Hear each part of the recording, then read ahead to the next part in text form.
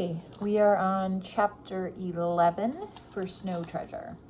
The blood rushed out of Peter's head. He was certainly dizzy. He closed his eyes. When he opened them again, he was looking up the slope at the heels of the last row of German goose steppers. Michael and the girls joined him on the bank. Well, what do you know about that? Michael was open-eyed with wonder. He turned his whole company aside. Lovisa found it equally hard to believe. Peter sat up. If he hadn't, I would have plowed right into him. I might have broken my sled and the bricks would have spilled, maybe.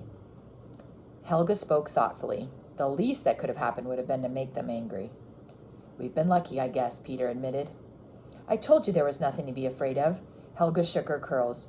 When they turn out for you like that, they can't be so terrible. Come on, we've got to get to the snake. There were more German soldiers to pass before they could make the bend into the farther fjord they called the Snake. To these they would likewise have to come close. Nearest were the sentries that patrolled between the stacked rifles and the road down from the mountains.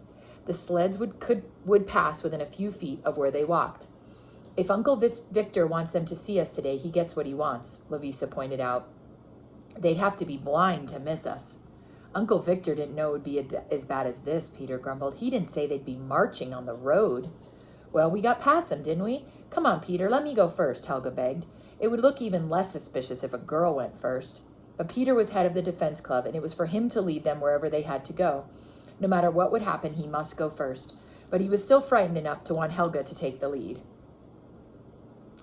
On their sleds again, and the last mile before they would turn the bend by the cliff that hid the entrance to the Snake. On their sleds again, and the last mile before they would turn the bend by the cliff that hid the entrance to the Snake.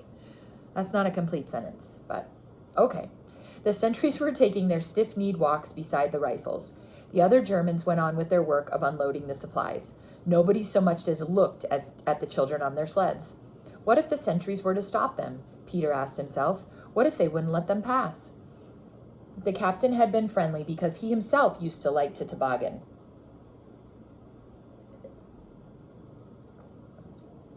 And anyway, it was not his job to be on the watch, as it was these guards. But when he went directly in front of the first sentry, he saw only a blank face. There was not so much as a look to show if he was pleased or displeased. Beyond the sentry, Peter saw some soldiers dragging a heavy tarpaulin over the snow. One of them looked in his direction. Under the round cap and fringe of yellow, and here's a huge picture of the kids and their snowmen. So we'll keep going. On yellow hair, he saw the bluest eyes he had ever seen in his life. They seemed to say that he, too, would like to be sled riding.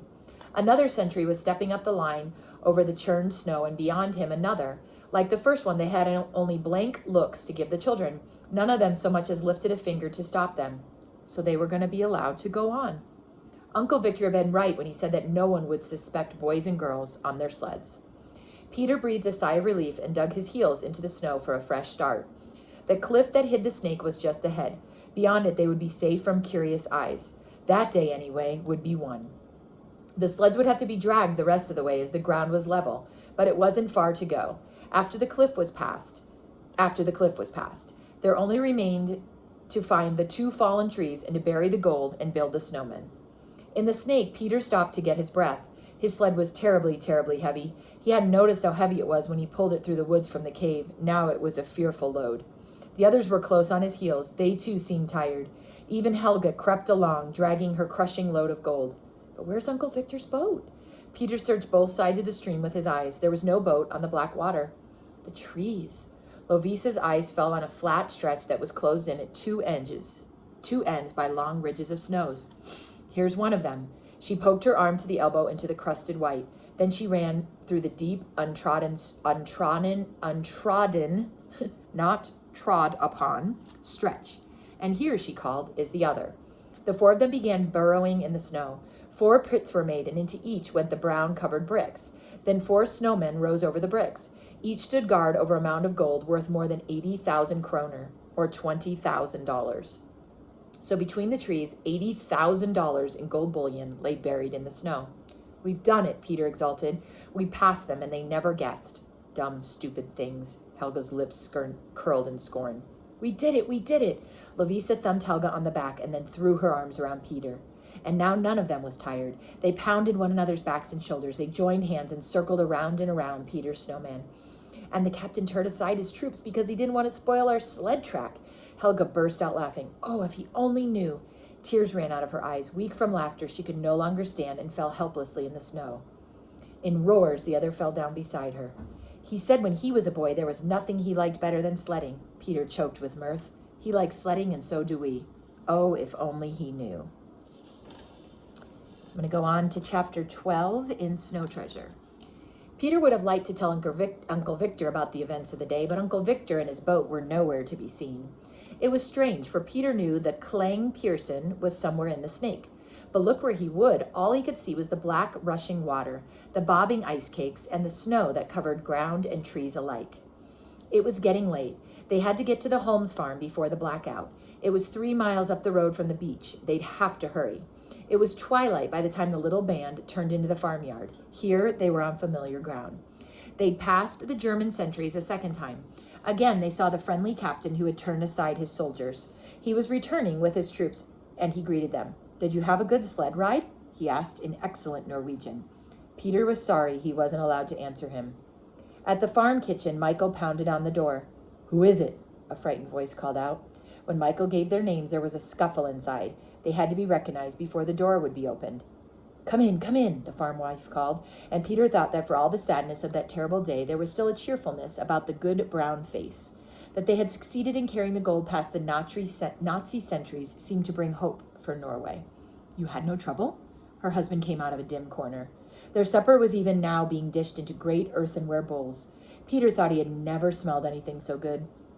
Nor had he seen anything for a long time as pleasant as the flickering, dancing light from the fire and from the candles on the dresser and a great long kitchen table. First they eat, Papa, then they talk. Fru Holm and her servant bustled back and forth between the fire and the table. Draw up now and eat, you brave children, you must be famished. Great steaming dishes dotted the red and white checkered cloth, meat, potatoes, dumplings, cabbage.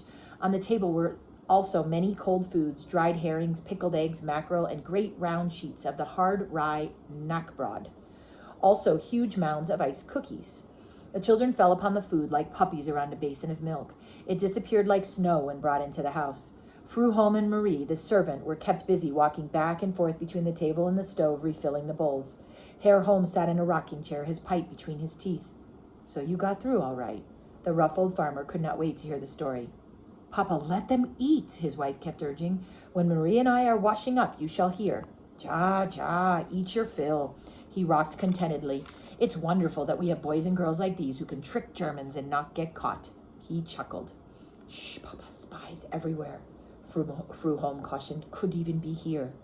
Peter drew a long sigh of satisfaction. Never before had he felt so content. The warm food sent a glow to every part of his body. We fooled them all right, he boasted. They even turned out of our way. The captain said they didn't want to spoil our sledding. With that, the four of them went into spasms of laughter, and the tears rolled down Lovisa's face. Michael had to hold his stomach after all that food. But what is so funny? Their host inquired. Tell us so we can laugh too. You fooled them, but what is funny? The four of them started talking at once, but they kept interrupting themselves to laugh. They started to tell of Peter's ride down the mountain, head on in the path of the German Army Corps. Then they all had to stop because they were choking. So it was some time before poor Herr Holm could make out what had happened. But when he learned of the politeness of the captain, whose only fear was that he might spoil the sled track, he too shouted with laughter. They told him all that had happened, even to Lovisa's finding their fallen trees. But Uncle Victor's boat, it's not there. Peter was serious. You find the trees but not the boat? Herr Holm chided. That's because your uncle wishes it so. You mean he sailed away? Nah. In the last war, things were hidden by what we now called camouflage. What it's called today, I do not know. You cover well with branches or trees or with snow or whatever. Even from the air, you couldn't tell. Herr Holm would have kept the children talking all night if his wife had let him. To bed with them. Their eyes are buttoned with sleep. Peter remembered being led from the house to the barn, but aware of nothing else. The next thing he knew, it was morning. Wake up, my little soldiers, the farmer was saying. Hours ago I came by and did my milking, and you heard not a sound. Peter was grumpy at being aroused. But would you sleep till noon? Herr Holm asked in surprise. You have work to do. Peter murmured. Why do we have to be in such a hurry? We can get past those sentries any time. Ja, if the snow holds. Herr Holm spoke anxiously. In alarm, Peter jumped up. If the snow holds?